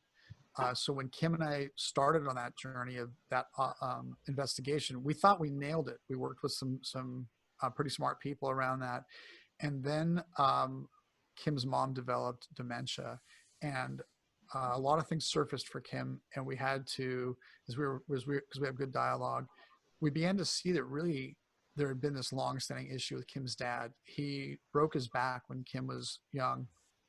He was like a Clint Eastwood, super great guy, hardworking Iowa farm boy, moves to San Diego, and his mom is really kind of makes him work extra hard for the approval. But he's just genuinely a kind man, hardworking, breaks his back, and he moves from the masculine to the very feminine. He's no longer seeing where he can do anything. He doesn't feel capable of shifting to a career that would be less about a strong back. And so Kim's mom picks up the slack, and their lifestyle vaporizes. It just completely goes away. And what they're left with on the other side of that is they begin to reduce their lifestyle until they move into a trailer. When Kim's about 15, they move into a trailer. It's a 1-bedroom, and their parents are like, hey, this is what we're doing. When you can get it figured out, get it figured out. So Kim gets pregnant not long after. So, Kim felt very vulnerable and not protected and not like covered for. And then when you go a little deeper, Kim sometimes is willing to share it, so I'll share it tonight, is that she was also molested when she was a young girl, and her mom and grandmother said, do not tell anybody, stop crying. Like, you're going to go in here and you be nice to that guy. He's a family friend, the person that was the perpetrator. And they said, but don't tell your dad, because your dad won't know how to process it. Right. So Kim never felt the rescue that every little girl deserves and wants. So look how those layer on, and then how that manifests. And I really feel strongly about this. I wouldn't have brought it up if I didn't think that there was some truth to it. Our observation is that there are some very powerful and strong connections. And when in the early stages, I don't try to get very deep into that. It's after someone's healed up and we want to make sure that they don't have a recurrence, or there is a recurrence, you got to go do that work. You got to do that work. Does that make sense? Yeah. I'll get myself back into counseling and, and explore that. Thank you. Bailey, can you you got somebody you got to get rid of. We got bombed. But I think, back to Amy, I definitely want to encourage you. The body wants to heal. And I don't feel that metastatic is a death sentence by any means. And I'm not trying to at all be casual or cavalier about it. Not by any means.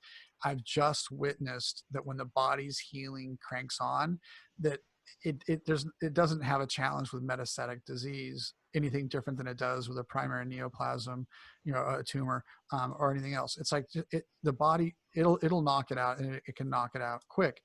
It's just, that for me, the M word is also about time. It's just like time is of the essence, not to create stress, but to just have the honest, conversation of like you're worthy, whatever you need to do, you do, whatever is going on. Like, you're the priority. And if you can't become the priority, then, then you have to look at more aggressive drug therapy. Does that make sense?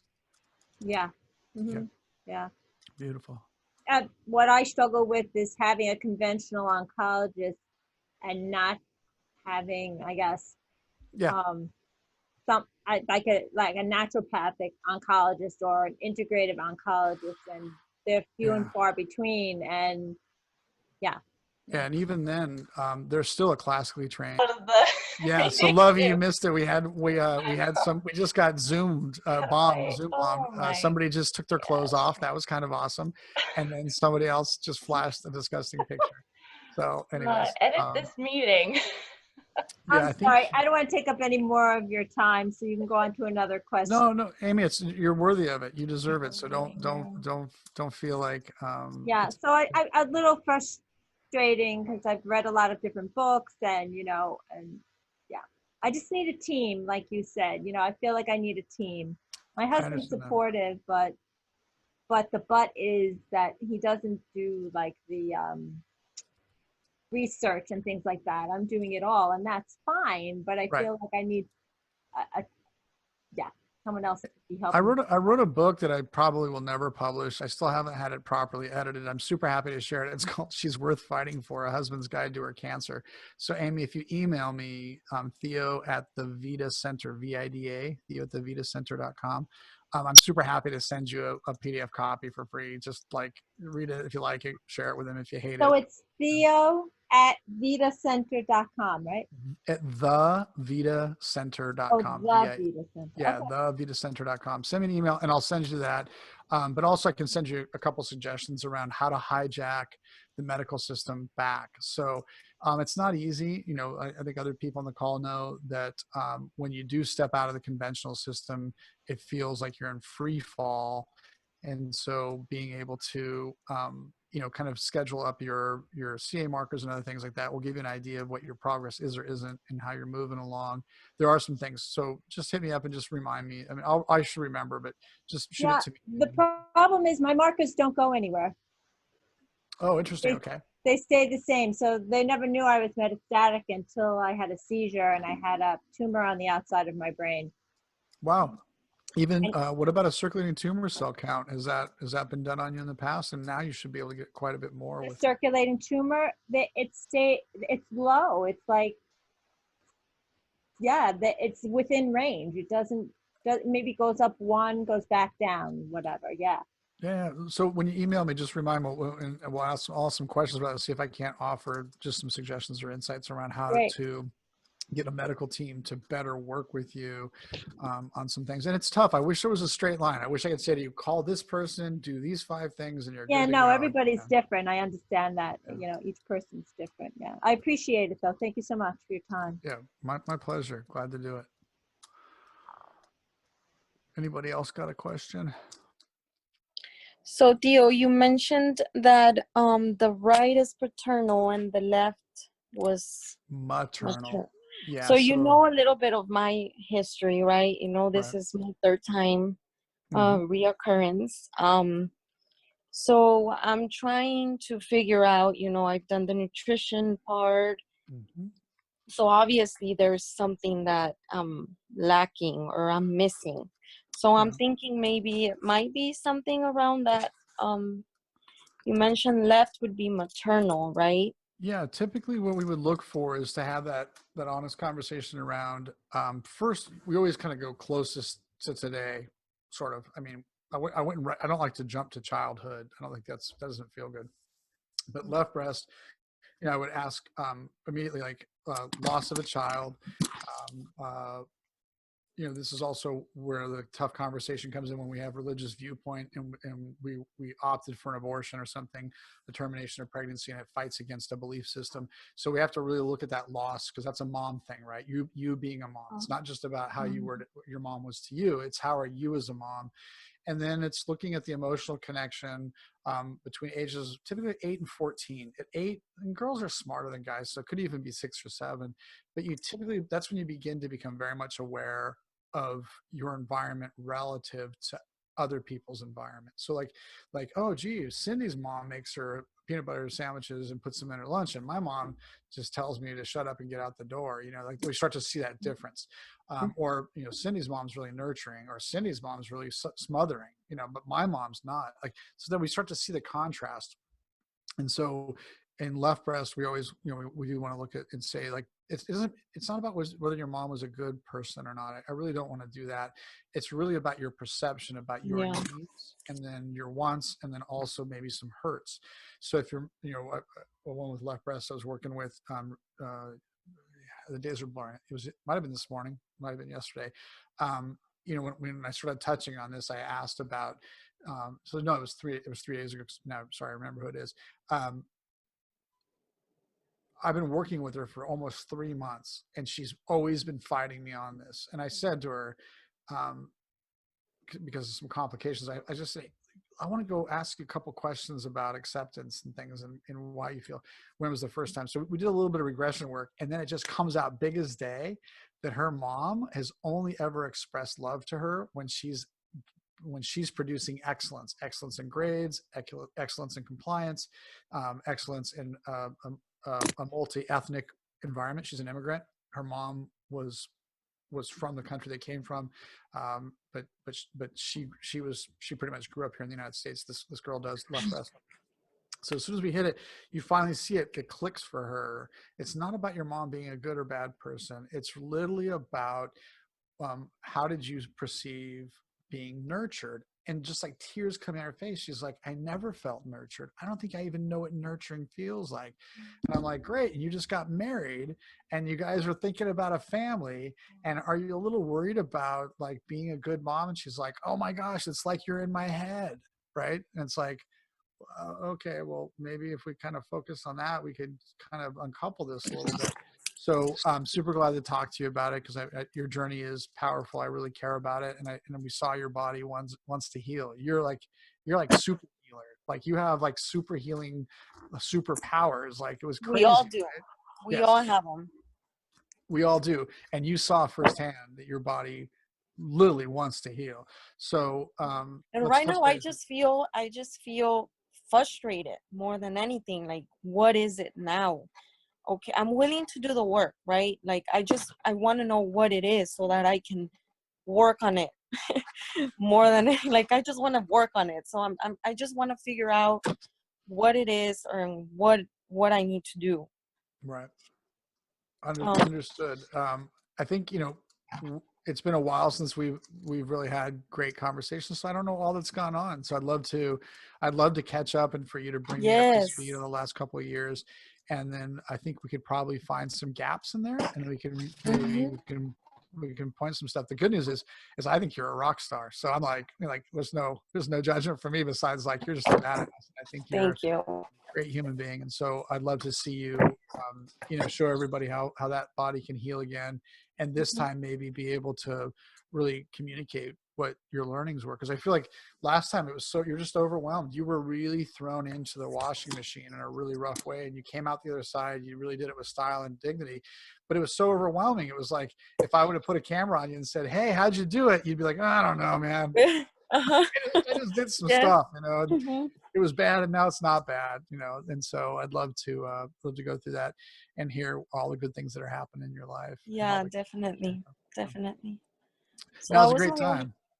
Yeah, it was. That was my only question for now that I can think of. So thanks for that. Yeah, and again, it's remember the 4 corners. It's not just diet. You know, it is about calming the mind. It is about really feeling into what love and support looks like. Yeah. And love is complicated, especially if we're feeling pains from previous relationships, and we're in new relationships, or we're in old relationships that are just reliving the same crap.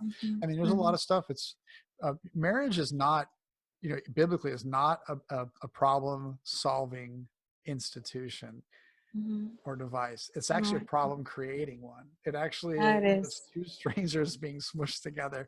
You know, and there's a lot of growth that goes on, and a lot of interdependence that we're not always welcoming. Sometimes we're like, I don't really want to. I'm not so sure this person's worth it, you know, things like that. And or I'm not feeling loved and things like that. So super glad to be a part of it. Just glad to see you. I can't even tell you how happy I was to see you on the call. Oh, me too. Yeah, care a lot about you. Thank you, Theo. I appreciate it. Yeah, my pleasure. And again, I love questions. So if anybody's got them, there are no bad ones. Yeah. So if anyone has started, who has joined us recently, we're at Q&A with Theo. Yep. If anyone has any questions. I was going to make a bad joke and say that I watched YouTube before I got on the call, so I feel really empowered and equipped to give advice. But that's a bad joke, especially in today's like, yeah, it's so crazy. I have another question, if that's okay. Yeah, for sure. Go ahead, Amy.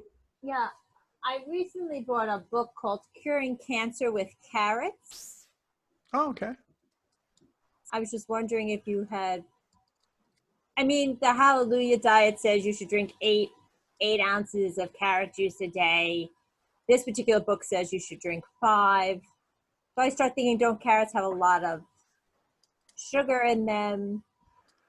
Which The sugar, cancer? the naturally occurring sugar that happens in plants doesn't concern me as long as there's a lot of fiber intake, because the fiber is going to offset that, and really everything like unused protein will turn into glucose. So if we're on a high protein diet, it's going to convert to excess sugar. That's what it's going to be by the time we're done. So we're not really understanding glucose, fructose, and sucrose. It's the high fructose corn syrup. That's a very unnatural product that we actually absorb as it's going down our throat. As we're swallowing, we can actually begin to absorb that. That's some nasty stuff. But as far as carrots go, I've met a lot of people, and especially those who Gerson was their path to healing. Obviously, there's a big emphasis on it. We've been able to see the same results with a modest amount of carrot intake. I think that carrots are very nutritious. Anytime that you're going to flood the body with easy to digest and process nutrition, you're going to get a big bang for the buck. But there are 31 essential nutrients that you need to get, not every day on all of them, but some of them you do because you don't store some well. Some of them you use them really quick. There are 31 essentials according to the United States Department of Agriculture, 91 according to a couple of advanced researcher scientists, 19 according to the World Health Organization. So carrots don't have all 31, nor do grapes. So all these different protocols that are dominant in that. I think that carrot juice for many people is really comforting. You feel a lot of vitality around it. So if you want to do that, then you rock it. I'm also okay with carrots being, like 6 carrots, 7 carrots a day total, if they're married with all these other nutrients. There's so many terpenes and flavones, chacones and flavonoids and chalcones. There's so many, it's so crazy how much is actually in plants. So I think diversity is the win. If we look at the way that some of these studies have begin to look at, like the Super 6 cocktail with breast cancer, you can see how these 6 compounds are synergistically better together than they are individually, that when they're introduced simultaneously. There's a study around limonene and allium, so that's garlic and lemon. Chris Wark talked about that and presented on that. I think so. If you like carrot juice, go with it. If you're here's the one thing I would say to this is that nobody knows you better than you, Amy. There's not a doctor, there's not an advocate, there's not a cancer coach, there's nobody that will ever know you as well as you know yourself. And learn to trust your intuition. So, because you could literally be a person presenting that something that's good for everyone else one day might not be good for you all of a sudden because something changed or because you've had a high exposure to it. So, I've lived with orange hands and orange feet, so many carrots. And I've also the other way. I think it's really about leaning into and trusting your own intuition, and then really, connect up and we'll connect up a little. We'll talk through some ideas, but really go where you feel comfortable until you don't feel comfortable, and then feel comfortable about changing, because it's not a straight line. I really wish I could tell you the cancer starts on one day, ends on another. It takes this many dollars and this many hours. It's just, we're complicated animals. We have a lot going on. And on top of that, who knew the whole world could shut down? I didn't even think that was possible. I literally did not think that what's happening is possible. I didn't think that when I started speaking out against some observations that former friends would try to eat me alive and castigate me and make fun and act like I don't do research. I had no idea that people could be vicious and nasty. And I also had no idea that people could be so loving and so wonderful and caring about others. I didn't know that we could be where we're at today. So it's much like the same way in cancer. There's just surprises. So go with the flow, surrender to the process.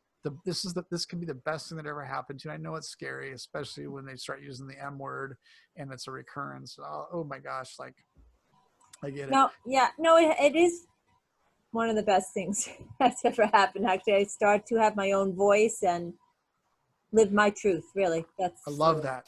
Yes, I love that. Keep your voice. You have a great voice. Don't be afraid to use it. And use it in a loving way. Remember, use it in a loving way. Use your nice voice. That's cool. Yeah. Great. Yeah. Thanks, Amy. I have one from someone who's not able to ask right now. They're asking what to do if a person does have an abortion, like what to do after that. Yeah, for sure. So it's a really powerful question, and I want to be sensitive. I think that we have the ability to come to grips with many parts of our lives on our own. A lot of the work that I did around my own childhood and I was very angry because the only way that I could feel powerful was to take other people's power, because that was what was trained upon me. So I had to really let that go, because in my core, solically, I never wanted to hurt another person. But as a young adult, I was ferociously capable of it in many ways.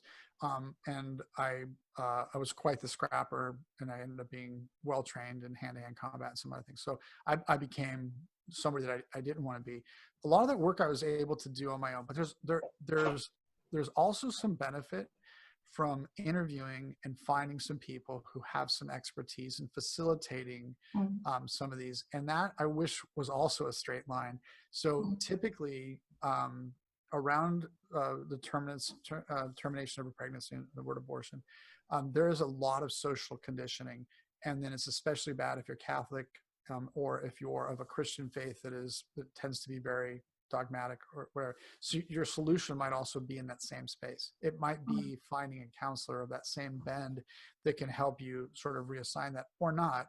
I don't trust every counselor in the world. I don't trust I'm very cautious. I feel like it's worth investing. I know there's so many things to spend money on. I'm so sorry that becoming healthy and happy and abundant is sometimes expensive. Or feels expensive, but it's the best investment you'll ever make. It's far better than a car, a house, or anything else. So make the investment. A shortcut that I can share with you that I don't mean for someone to walk away from it is begin to learn to ask the question, what story am I telling myself right now? And do it from a quiet place, but make a commitment with yourself before you start to ask the question. I'm going to come to this with a beginner's mind. I'm seeking to reduce the pain and suffering in the world of others and of myself. I don't want to suffer. I don't want others to suffer. I'm going to not come to this conversation saying I already have the answers. I'm going to realize that whatever I see right now, I'm going to take unconditional responsibility for. So there are no victims. I'm not going to blame anybody else. I'm just going to go look and ask the question, what story am I telling myself? And realizing that everything's very interdependent. So it isn't about if you've been victimized. I'm not saying to give the perpetrator a pass. I'm just talking about when you're observing something right now and you're asking the question, what story am I telling myself? So having grown up in some unhealthy church environments as well through my journey, and then having to go find God through rational thinking, which is not actually the best way to find God, because at the end of the day, everything's going to boil down to I believe or I don't believe. There's a leap of faith in everything. There's a leap of faith and you're trusting that your oncologist is the right oncologist, trusting this medicine is the right medicine, trusting that which way to heaven. Like at some point you have to, it's ultimately going to come down to a moment of faith. But asking the question, what story am I telling myself? I've been around it enough and I'm empathic enough and compassionate enough that the story is that I violated God's rule, that God's upset with me. That's the first and easiest story that we're almost always going to tell ourselves. So let's just sit with that. It's painful. It feels bad. Why does it feel bad? Because I don't want to let God down. Why don't you want to let God down? Because my mom or my dad said I shouldn't, or whatever it is, or because I love God and I don't want to let him down. Just sit with it, but stay with it. Don't run away from this. Just stay there. Like, and why does that feel bad? Like, what story am I telling myself about that? Here's the deal, man. There is no sin that's left to talk about. If someone's telling you that in a religious perspective, I don't think that they're understanding what the book is saying. The book is saying that all sins are covered. All sins are taken care of. The only thing is separation from God. If I go out and I lie, or I steal, or I cheat, or I murder, or I bow to somebody else's statue, I mean, all those things could be a violation of a law. But 1 John 1:9, if I confess my sins, he is faithful and just to forgive me and cleanse me from all unrighteousness. So that's that. We're done. If I bring it back up, the rest of the book says, why are you going back? You put it in the deepest of seas. Why are you going and pulling that thing back up? So the sin isn't the issue. It's the attachment, the story you've attached to it of guilt and shame. Listen, it's a complicated situation. Nobody wants to have gone through that. Nobody wants to have done that. Life is a beautiful thing. You can't undo it, but what you can do is begin to convert that energy into something productive and positive, and that is to realize that life is precious. Your own life, taking good health, encouraging health in others, being kind, compassionate, and generous. If God gives the opportunity to have a child again, then you do that. But again, it's like the weird heavy-duty stories. If we'll sit with those stories. So for me, that would be if somebody had asked me to help facilitate, I would try to take them through the self-observation practice, making a series of agreements with themselves that you're never going to say words like, oh, I already know what that is. Like, don't say words like that. Please don't in that practice. Don't about anything like, well, I already know what the Bible says. I already know what my pastor's going to say. Don't say things like that to yourself. And remember, this is a beginner's mind. Right now I'm looking at it. I really don't know where it goes. I don't know how to unpack it, but I'm interested. I'm interested in not feeling bad. I'm interested in feeling released or relieved. God loves, if your hang up is that it's somehow a violation of biblical principle, hey, so are a lot of things. God still loves us, so let it go. That's sin. The worst sin you can do is be somebody who judges and condemns somebody else and then publicly maligns them. That'll get you triple compound judgment. Homosexuality or promiscuity or abortion, none of those things got you triple compound judgment in the Bible. They only got you a single judgment. But if you judge somebody because you're not God, you condemn them and you're not God, and you tell somebody else, then you get all three of those judgments. So that seems to be the sin that we're really hung up on, that we should be hung up on, and we're not. So I would start there. And I feel like it's a practice. You don't need to come back to that same thing too many times before it's gone, if you'll sit with the emotion, because there comes to a point where it's like, I'm feeling this way because I believe that I let God down. And if I just sit with that, just sit with it, it doesn't feel good. It's hard to swallow. It's hard to breathe. I don't want to let God down. Like, I definitely am afraid of him. And from, I hope, a healthy perspective, I definitely feel like he has provided for me. How could I have violated his design, his desires, his rules? I don't want to do that. Great. But if you'll sit with the emotion, then you can say, but I also now believe that God forgave me. But if I rush it before I've sat with the emotion cements in the old belief, and you can't replace the old belief with a new belief. That's where we have a conflict, and we end up having cognitive dissonance. We really want to stretch to the next trapeze and grab that bar, but we can't let go of the old one. So we end up just swinging in a very dangerous way, in a very precarious way back on the old belief. So that would be one methodology. Another facilitator might have a different way to take you through the journey. Does that resonate? Is a decent answer? Yes. Yeah, that's great. Thank you very much. That was very detailed. Good. Yeah, appreciate it. Thank you. If you have your hand raised, you can unmute yourself and ask your question if that's why you have your hand raised. Hi. Hi, Dawn. Can everybody hear me? Yes, we can hear you. I feel very blessed to be on this call and listen to your to everything that you're talking about. And I have stage 4 breast cancer, and I feel very lucky to to have Bailey by my side, and and again to be here listening to you. I just wanted to know, like, exactly like what your wife was eating, and I guess I radically like tried to change things around differently, where I just now I'm drinking mostly just juice, and then broccoli sprouts, and then the greens. What else? You know, some like, you know, cooked vegetables like cabbage, the garlic, and the onions. But I stopped eating a lot of not a lot of beans just right now. I know that it can, but my tumor marker is like at 880. Okay. The CA15-3. Okay. I have like a pleural metastasis, and it's like everywhere in my pleura and possibly the lung, you know, and I just want to gain any part of information that I can from you. I'll ask as many questions as you'll let me. Absolutely. And, normally I don't like to ask anything because I don't like speaking like this in front of groups, but I want to save my life. Yeah, and you did a beautiful job at it. I think your questions are super useful for everyone else too. So please know that when we're willing to, you know, do this journey out loud, that others are rewarded by it. So please feel, I mean, know that you're adding value to other people's lives, because we're all a little bit nervous about, you know, asking either for help or asking publicly, admitting that there's a fear or a gap. So there's another, so I have thevidacenter.com is our center.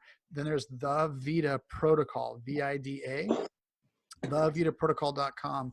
If you'll go there and just put your email in, you'll get 4 emails with videos that kind of cover a lot of what we just talked about, but you also get an easy to download recipe. There's about 28 ingredients that typically go into how we eat. And those 28 ingredients in those quantities will deliver to you 100% of the nutrition that the body thrives on. And these are a lot of these are cofactors. They work with each other. I'm not really talking about food pairing. I'm talking about cofactor vitamins and minerals. Really, your target is to eat a lower protein diet that's moderate in fat and high in unrefined carbohydrates, right? So we're not eating pastas, but you can put anything else on the menu that you need to. I like, especially when somebody is in a precarious position, to go on a primarily liquid approach. I'm comfortable with like an avocado and some cut up cucumber and onion. It's kind of a mid snack in between some juices, but also by grinding. So what we do is we run most of the ingredients through the juicer. Then we pour that into a blender. In the blender goes your fruits that have little seeds on them that should never go into a juicer. And then your ground flax, chia, hemp seeds, for example. And that's going to keep your calories up, your fiber up. Those are also going to keep your omega ratios very attractive. And that's going to give you the opportunity to nourish the body. Now, if you've already lost a lot of weight and you really monitor that weight, then you also might want to look at, you know, having oatmeal for breakfast that's you know, full of like either some seeds or some fruit or both or whatever. Again, berries are your friends. Don't worry about the sugar that's in blueberries, blackberries, boysenberries, strawberries. There's really no risk to any of that. You know, having a little bit of orange is fantastic. Orange, lemon, and lime, they're wonderful. But there's about 28 ingredients. That to me is by far, we put it to scrutiny. If somebody can improve it, I want to improve it. I just haven't found a thought leader, a doctor, a researcher who, even when they take exception to it at first, by the time we're done, when we look at their proposed meals under a chronometer, a measuring device, what we find out is that there's still some big gaps. So by standardizing it, you know, it kind of takes the gaps out. Kim did that. I did that with her. I lost 110 pounds, but I wanted to lose the weight. And I recaptured my health. So I got a blessing for it.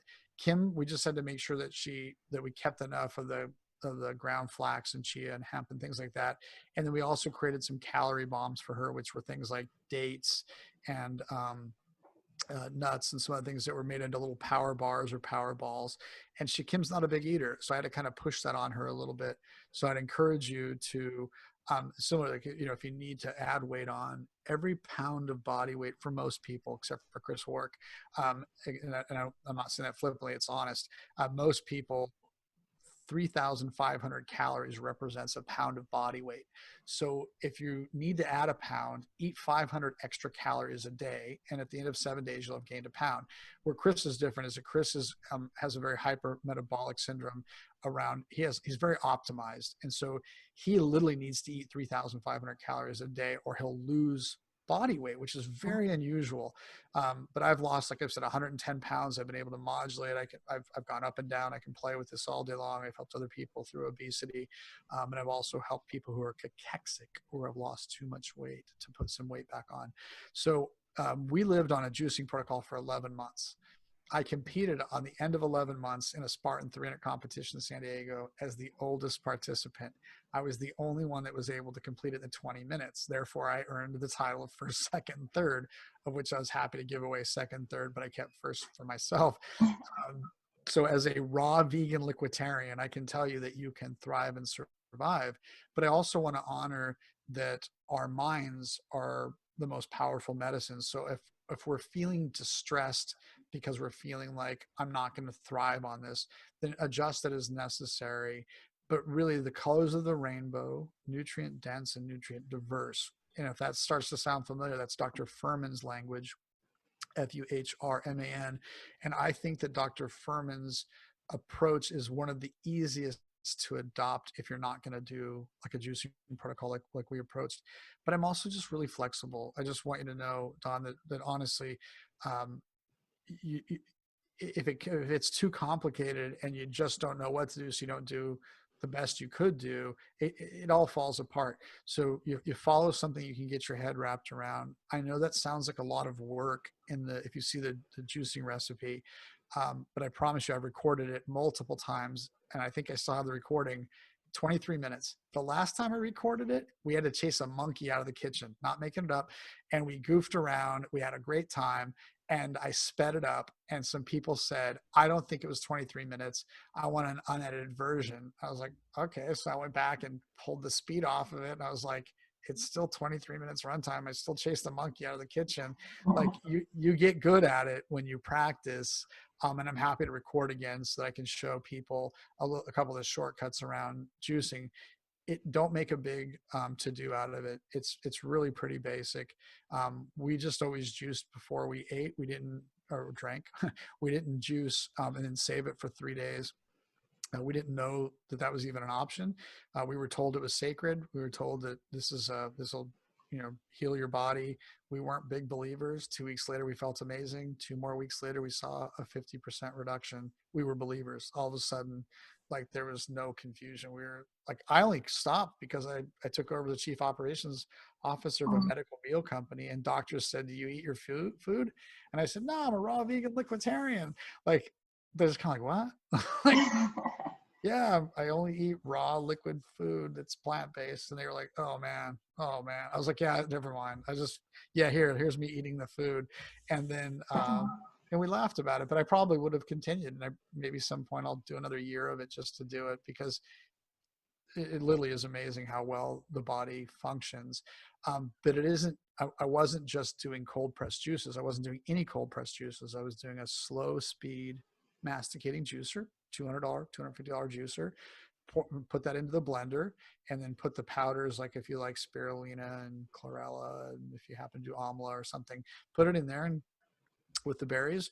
And I happen to like it a little cooler, so I put a little ice in it, blended it for a couple of seconds there, and that's what we drank. I drank 36 ounces, Kim 32 ounces, Kim drank 20 ounces. It's about 20 ounces per 100 pounds of body weight, typically would be a good rule of thumb. But gosh darn it, it's just food. So we don't have to be militant about it. Does that make sense? We actually lost her. But It's not lost because it's recorded. That's perfect. Yeah, So good. yeah. So Fantastic. we're gonna cut off the Q&A here. Theo, thank you so much for being overly generous with your time and your wisdom. I Glad to appreciate do you it. so much. And someone, she said, like, this guy's cool. Wow. I've never heard him before and never been in this type of call. I don't even know what to ask. Will he do this again? I'd gladly do it, you guys. We're all in this together. I'm so sorry that the whole world's on lockdown. You can heal at home. You can heal at home. You can heal at home. But I also understand if you're looking for, you know, a cytotoxic approach and you're looking for something, a guy that I'm not really your guy. I know a lot about it, but there's other clinic operators that function in that. My area of expertise is really answering the question in 100 days, can we turn on the body's healing? Yes or no? That's the thing that I'm the most passionate about, is doing the things that we know are evidence-based, putting it to the test and finding out. In 100 days, if we haven't cracked the code, then we have to start looking at where do these other roles, immunotherapy, surgery, low-dose chemotherapy, off-label drug use, sensitizers, hyperthermia, all those things. Like, we begin to look there if you have the time, if you know, but don't mess around. I mean, like, honestly, I'm shocked when I meet people suffering. They can barely breathe, or they can't move, or they're just, you know, tumors fungating. Like, stop. Like, we've got to start being more scientific about our approach. And so I love you guys. I do this because I know that the body can heal. Otherwise, I'm completely a lunatic. I'm the only guy in the world who will literally go broke trying to prove what we've seen. And I don't think I'm foolish, but this has definitely not been a smart economic endeavor for us. Kim and I have, you would think that we became aesthetic monks with an oath of poverty for the last 6 years, because as I mentioned earlier in the call, you know, in 2006, I was almost able to retire in my mid 30s, and I managed to lose it all. We never recaptured it at all. So it has only been by God's grace that we've been able to make big moves in helping and serving people. But honestly, like, I believe, and if I didn't believe, or there's no upside in it for me to mislead somebody down a road. In fact, I'm quite the opposite. I pride myself on being ethical and a reasonable researcher, scientist, and a friend and a human being. So I want to encourage you, is that a small voice spoke to you and said, you know, you've come to a fork in the road. One was well-traveled and the other one less traveled. And for some reason you were drawn to the less traveled. And like Robert Frost said, and that taking that path has made all the difference in the world. The United States, out of 16 high-income democracies, according to the World Health Organization, we rank 8th for cancer survival, 9th for breast cancer survival. You can literally move to another country and your chances of surviving cancer go up. So you were right. Your intuition was beautiful. You're deserving of a healthy, abundant life. Please let cancer be the teacher that it's really designed to be. Let it be the gift giver it's designed to be. You know, forgive some people, give them grace. I'm sorry you're being called and tasked and tempered, but you'll find on the other side, it's amazing. There's something special about this journey. And so I want to just send you love and encouragement. And I'm super happy if it feels like another call is warranted. I'm in lockdown. I can't get back into Costa Rica. I'm launching a boot camp. I don't know. We're just kind of having fun. So, you know, whatever I can do, I'm super glad to do it. But for those that haven't seen us, the Vida Protocol, the Vida Center, it's VIDA. VidaResearch.com was the enrollment site, but we're not currently enrolling for anything because everything's on lockdown, so we're not enrolling anybody in any kind of study data. But other than that, I love you guys, and I really hope that everybody leaves this call feeling that their feet are well planted on the ground and like they're 100 pounds lighter. Thank you so very much. Amen. You did a wonderful job. Thank you, Theo. Thank are just Thank you, Theo. a treasure. Thank you for everything. Be safe, be well. Thank you so much. Thank you, Bailey. All Nice. right. Thanks everyone for being here. Lots of love. All right. Good night. Bye.